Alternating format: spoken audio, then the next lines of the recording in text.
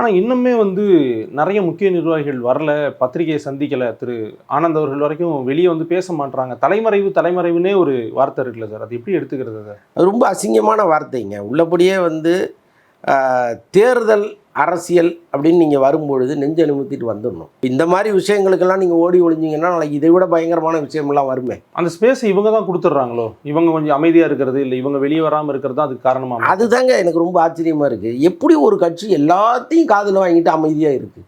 அப்படி இருக்க முடியுமா? இது ரொம்ப ஆச்சரியமாக இருக்குது. அரசியலுக்கு அது வந்து பயன்படாது.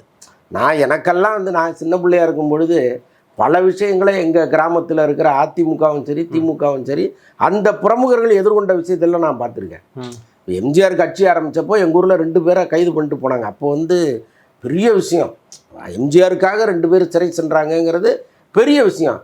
நாங்கள் அந்த 2 பேரை ஹீரோவாகவே பார்த்தோம், எம்ஜிஆராகவே பார்த்தோம்.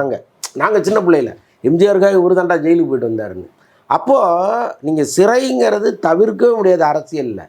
நீங்கள் ஆரம்பத்திலே தப்பிச்சு ஓடி போய் எங்கே இருக்கீங்கன்னு தெரியல, முன்ஜாமீன்னு சுற்றிட்டு இருந்தீங்கன்னா வாங்க என்ன பண்ணுவீங்க?